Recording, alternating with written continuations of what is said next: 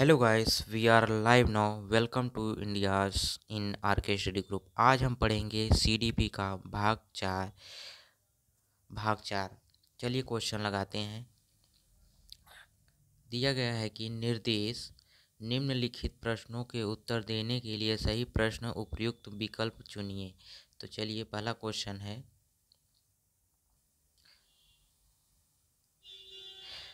निम्नलिखित में से कौन शिक्षक की भूमिका का सबसे अच्छा वर्णन करता है। पहला है आराम के लिए जगह बनाना, जहां बच्चे संवाद और पूछताछ के माध्यम से सीखते हैं। ऑप्शन सेकंड, कक्षा में शिक्षक की सबसे महत्वपूर्ण भूमिका अनुशासन को बनाए रखना। तीसरा है एक शिक्षक को निर्धारित पाठ्य पुस्तक का पालन करना चाहिए।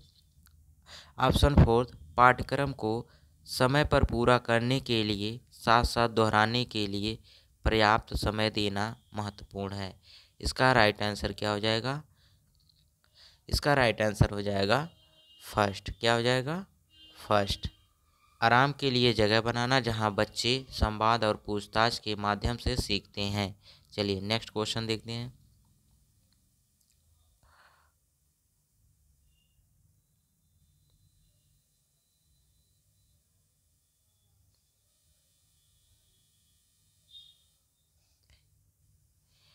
निम्नलिखित में से कौन सी कक्षा समृद्ध शिक्षा को प्रोत्साहित करती है? कौन सी शिक्षा समृद्ध शिक्षा को प्रोत्साहित करती है? पहला ऑप्शन है पाठ्य पुस्तक सामग्री द्वारा संचालित संरचित एवं योजनाबद्ध अधिगम वाली कक्षा, या दूसरा वह कक्षा जिसमें प्रदर्शित विभिन्न प्रकार की सामग्री बच्चों की पहुंच से परे हो ताकि सामग्री लंबे समय तक चलती रहे। तीसरा वह कक्षा जिसमें खुली गतिविधियां कोने हों और विभिन्न प्रकार के बाल साहित्य खुली अलमारी शेल्फ में रखे हों जो दिन के किसी भी समय प्राप्त किया जा सके। चौथा ऑप्शन है अलमारी में किसी तरह संगठित वाली कक्षा, जहां सामग्री को समाप्त में एक बार मुक्त खेल के लिए बाहर लाया जाता हो। इसका राइट आंसर क्या हो जाएगा? समृद्ध शिक्षा को प्रोत्साहित करता है। समृद्ध शिक्षा को प्रोत्साहित करने वाली कक्षा कौन सी होती है? चलिए बताइए फटाफट। वह कक्षा जिसमें खुली गतिविधियां कोने हों।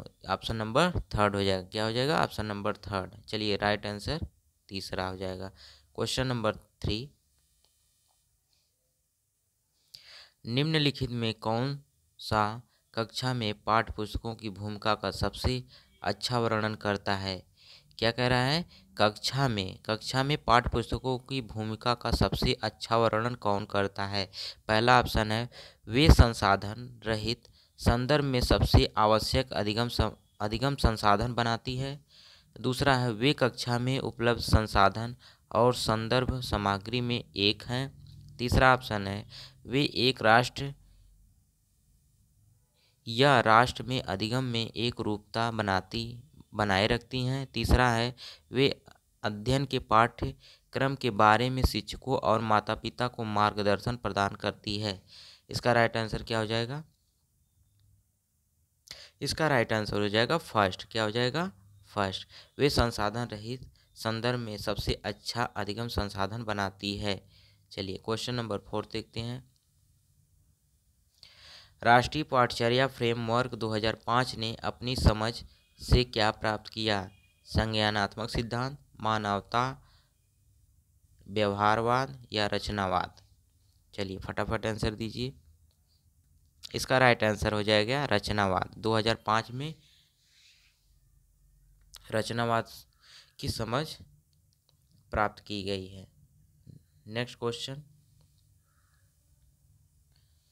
कक्षा में बच्चों को प्रेरित समझा जा सकता है यदि वे शिक्षक से स्पष्टीकरण प्राप्त करने के लिए प्रश्न पूछते हैं, वे अच्छी तरह से वर्दी पहनने स्कूल आते हैं, वे कक्षा में अनुशासन बनाए रखते हैं, वे सभी उपस्थित में नियमित हैं।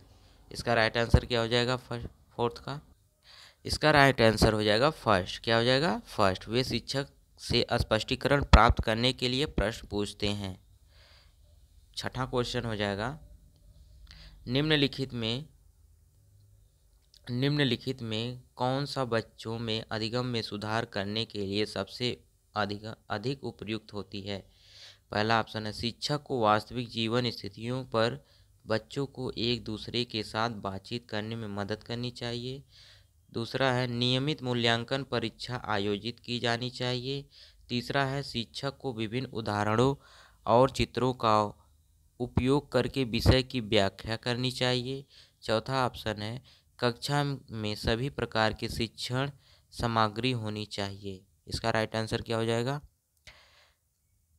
छठे का राइट आंसर हो जाएगा फर्स्ट। क्या हो जाएगा? फर्स्ट। शिक्षक को वास्तविक जीवन स्थितियों पर बच्चों को एक दूसरे के साथ बातचीत करने में मदद करनी चाहिए। चलिए अगला क्वेश्चन देखते हैं। सातवां क्वेश्चन कह रहा है अनुशासन जो अधिगम वातावरण में एक महत्वपूर्ण भूमिका निभाता है किस तरह की मदद करता है? देखो अनुशासन जो होता है अधिगम वातावरण में एक महत्वपूर्ण भूमिका निभाता है, वह किस तरह की मदद करता है? मदद यह है बच्चों को उनके पाठ रटकर याद कराने में मदद करता है, या बच्चों को अपनी शिक्षा को विनियमित और मॉनिटर करने के लिए, या चुप्पी साधने के लिए, या शिक्षकों को निर्देश देने के लिए। चलिए इसका राइट आंसर क्या हो जाएगा? इसका राइट आंसर हो जाएगा ऑप्शन नंबर सेकेंड। क्या हो जाएगा? Option number second. बच्चों को अपनी शिक्षा को विनियमित और मॉनिटर के रूप के लिए मदद करता है। अगला क्वेश्चन आठवां, आनुवंशिकता और पर्यावरण की भूमिका के बारे में निम्नलिखित में कौन सा कथन सत्य है? पहला ऑप्शन है पर्यावरण में केवल बच्चे भाषा विकास में महत्वपूर्ण भूमिका निभाता है। विकास के कुछ पहलू आनुवंशिकता और कुछ अन्य पर्यावरण से प्रभावित होते हैं। तीसरा ऑप्शन है सीखने और प्रदर्शन करने की एक बच्चे की क्षमता जीनों द्वारा पूरी तरह से निर्धारित की जाती है। चौथा ऑप्शन क्या है?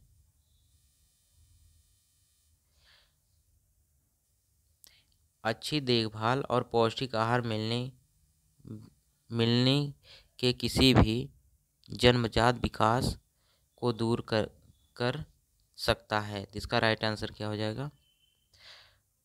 इसका राइट आंसर हो जाएगा सेकंड। क्या हो जाएगा? सेकंड। विकास के कुछ पहलू आनुवंशिकता और कुछ अन्य पर्यावरण से प्रभावित होते हैं। नौवां क्वेश्चन है कि निम्नलिखित में कौन सा कथन पियाजे के सिद्धांत के अनुसार कहा नहीं जा सकता? पहला है बच्चे अपने पर्यावरण पर क्रिया करते हैं।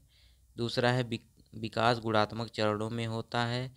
तीसरा है बच्चे अपनी दुनिया के बारे में ज्ञान निर्माण और उपयोग करते हैं। चौथा है निरंतर अभ्यास से अधिगम होता है। इसका राइट आंसर क्या हो जाएगा? पियाजे के सिद्धांत के अनुसार नहीं कहा जा सकता। कहा नहीं गया है क्या? विकास गुणात्मक चरणों में होता है। चलिए 10वां क्वेश्चन देखते हैं। निम्नलिखित में कौन सी पूर्व संक्रियात्मक विचार की एक सीमा नहीं है? पहला ऑप्शन है अनुत्क्रमणीयता। दूसरा है ध्यान केंद्रित करने की प्रवृत्ति। तीसरा ऑप्शन है प्रतीकात्मक विचार का विकास। चौथा अहमन्यता। इसका राइट आंसर क्या हो जाएगा? 10वें का राइट आंसर हो जाएगा क्या? ध्यान केंद्रित करने की प्रवृत्ति। क्या हो जाएगी? ध्यान करने की प्रवृत्ति। Option number second. चलिए नेक्स्ट क्वेश्चन देखते हैं। 11वां है कि किसके अलावा निम्नलिखित चरणों से खेल युवाओं बच्चों के विकास में एक महत्वपूर्ण भूमिका निभाता है? पहला है वे नए कौशल हासिल करते हैं और सीखते हैं कि उन्हें कब उपयोग किया जाए। दूसरा है वे अपने शरीर पर निपुणता प्राप्त करते हैं। तीसरा ऑप्शन यह उनकी इंद्रियों को उत्तेजित करता है। चौथा ऑप्शन यह समय बिताने का एक सुखद तरीका है।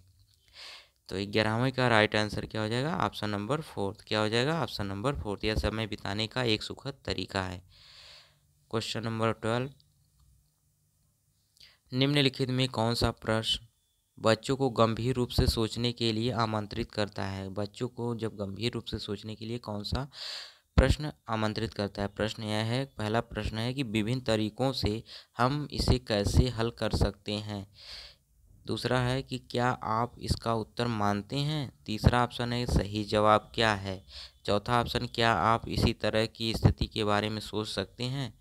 तो चलिए, चारों क्वेश्चन में से कौन सा क्वेश्चन बच्चों को गंभीर रूप से सोचने के लिए मदद करता है, फटाफट बताइए।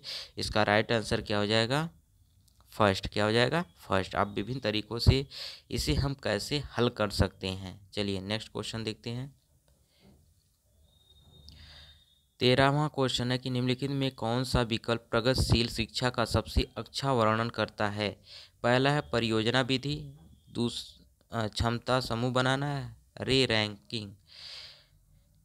दूसरा ऑप्शन है करके सीखना, परियोजना विधि, सहयोग से सीखना। तीसरा है थीमेटिक इकाइयाँ, नियमित इकाई परीक्षण, रैंकिंग।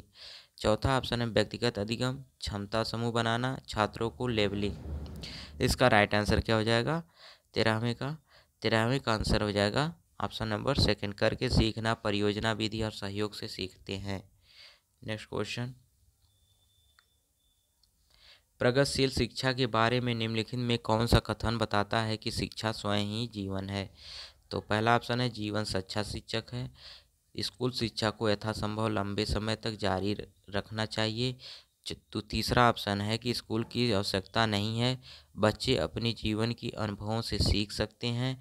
चौथा ऑप्शन है कि स्कूलों में शिक्षा सामाजिक और प्राकृतिक दुनिया को प्रतिबिंब करे। इसका राइट आंसर क्या हो जाएगा, इसका राइट आंसर हो जाएगा चौथा ऑप्शन, स्कूल में शिक्षा सामाजिक और प्राकृतिक दुनिया को प्रतिबिंब करे। चलिए नेक्स्ट क्वेश्चन देखते हैं। कोहलवर के सिद्धांत के योगदान के रूप में निम्नलिखित में किसे माना जा सकता है। ऑप्शन फोर्थ, उनका विश्वास है कि बच्चे नैतिक दार्शनिक हैं। दूसरा है उनके सिद्धांत ने संज्ञानात्मक परिपक्वता और नैतिक परिपक्वता के बीच एक सहयोग का समर्थन किया है। तीसरा ऑप्शन, इस सिद्धांत में विस्तृत परीक्षण प्रक्रियाएं हैं। चौथा ऑप्शन, यह नैतिक तर्क है, कार्रवाइयों के बीच एक स्पष्ट संबंध स्थापित करता है। इसका राइट आंसर क्या हो जाएगा, 15 का राइट आंसर को ऑप्शन नंबर फोर्थ हो जाएगा। यह नैतिक तर्क और कार्रवाई के बीच एक स्पष्ट सहसंबंध स्थापित करता है। 16वां क्वेश्चन है, निकटवर्ती विकास का क्षेत्र संदर्भित करता है। पहला ऑप्शन है उस सीखने के बिंदु को जब सहयोग वापस लिया जा सकता है, उस चरण को जब अधिकतम विकास संभव हो, उस विकासात्मक चरण को जब बच्चा सीखने की पूरी जिम्मेदारी लेता है। ऑप्शन फोर्थ, एक संदर्भ को जिसमें बच्चे सहयोग के सही स्तर के साथ कोई कार्य लगभग स्वयं कर सकते हैं। इसका राइट आंसर क्या हो जाएगा, इसका राइट आंसर फोर्थ हो जाएगा, एक संदर्भ को जिसमें बच्चे सहयोग के सही स्तर के साथ कोई कार्य लगभग स्वयं कर सकते हैं। तो चलिए अगला क्वेश्चन देखते हैं। एक उभयलिंगी व्यक्तित्व क्या होता है। समाज में प्रचलित रूढ़िवादिता लिंग भूमिकाओं का पालन करता है, स्त्री लक्षणों वाले पुरुषों को संदर्भित करता है, आमतौर पर माने गए पुरुष और स्त्री का गुणों का समायोजन होता है, या दृढ़ और अहंकारी होने की आदत करता है। उभयलिंगी व्यक्ति कौन सा होता है, ऑप्शन नंबर थर्ड हो जाएगा। क्या हो जाएगा, थर्ड।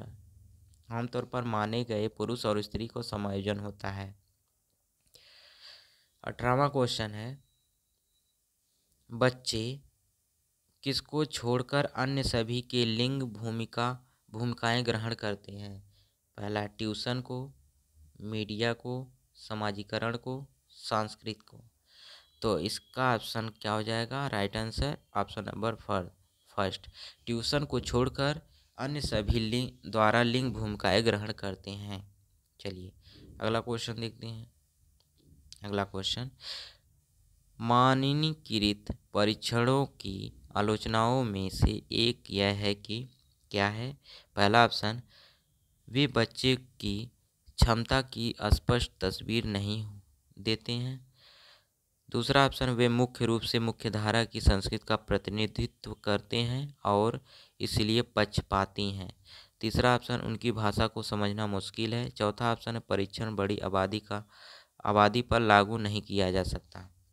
इसका राइट आंसर क्या हो जाएगा? 19 का हो जाएगा सेकंड। वे मुख्य रूप से मुख्यधारा की संस्कृति का प्रतिनिधित्व करते हैं और इसीलिए पक्षपाती हैं। चलिए अगला क्वेश्चन देखते हैं। Question number 20।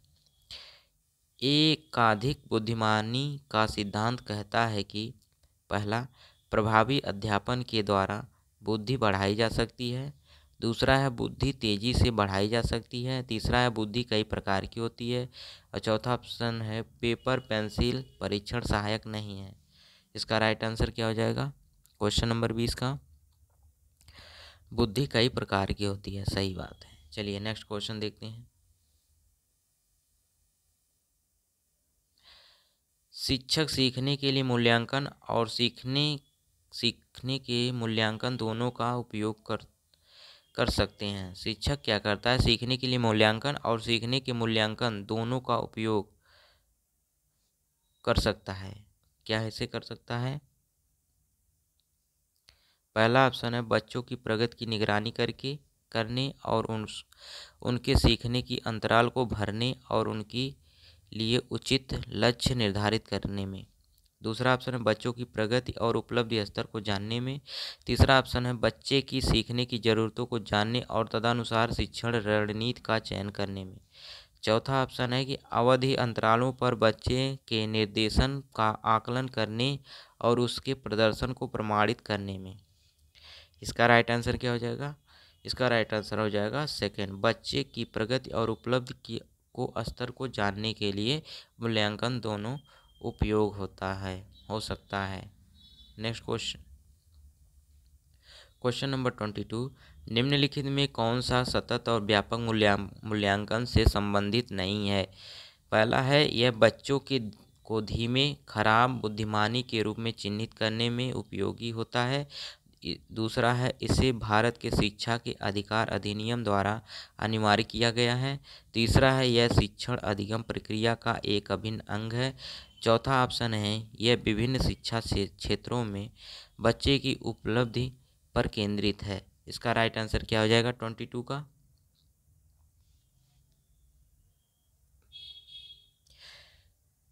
इसका राइट आंसर हो जाएगा सेकंड। क्या हो जाएगा? सेकंड। चलिए नेक्स्ट क्वेश्चन देखते हैं। Question number 23। बच्चे में प्रतिभाशीलता के कारण हो सकता है। पहला ऑप्शन है, एक अनुवांशिकता दिनचर्या। दूसरा है, अनुवांशिकता वातावरण की एक अंतःक्रिया। तीसरा ऑप्शन है, एक संसाधन समृद्ध वातावरण या सफल माता पिता। इसका राइट आंसर क्या हो जाएगा? इसका राइट आंसर हो जाएगा, अनुवांशिकता और वातावरण के बीच एक अंतःक्रिया होती है।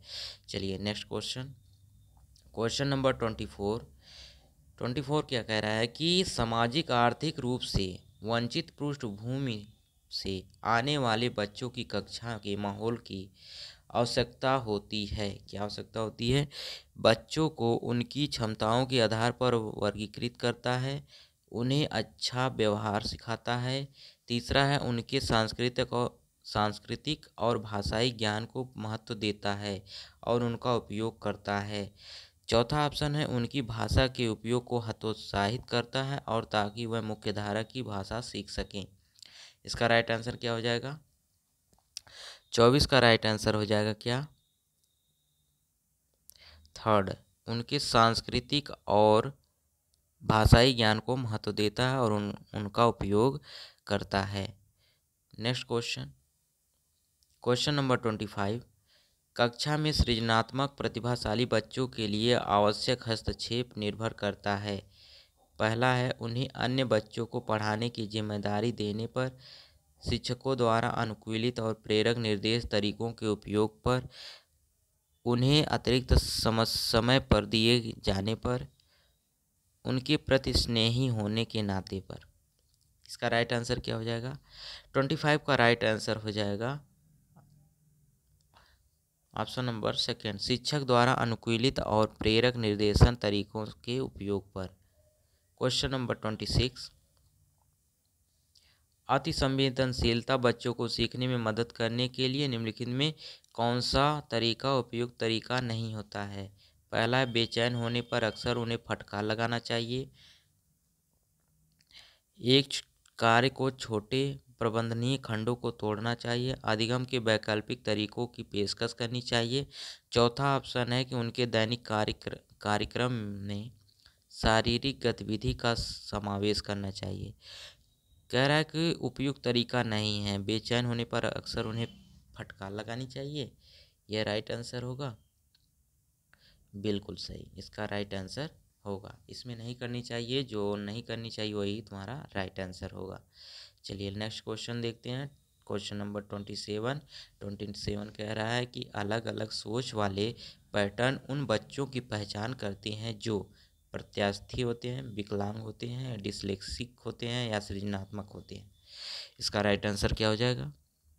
इसका राइट आंसर हो जाएगा सृजनात्मक होते हैं।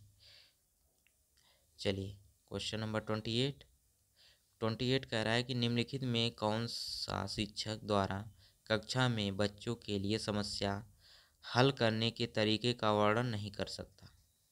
ऑप्शन ए है, अभिसरण उत्तरों वाले प्रश्न पूछना, किसी विशेष समय को हल करने के बारे में अपने विचार प्रक्रिया पर चर्चा करना, कुछ हल करते समय गलतियों को करने के प्रति ईमानदार रहना, सोच विचार परीक्षण और विभिन्न उत्तरों जैसी शब्दावली का प्रयोग करना। तो 28 का राइट आंसर क्या हो जाएगा? फर्स्ट क्या हो जाएगा? अभिसरण उत्तरों वाले प्रश्न पूछना, यह वर्णन नहीं करता है। चलिए नेक्स्ट क्वेश्चन,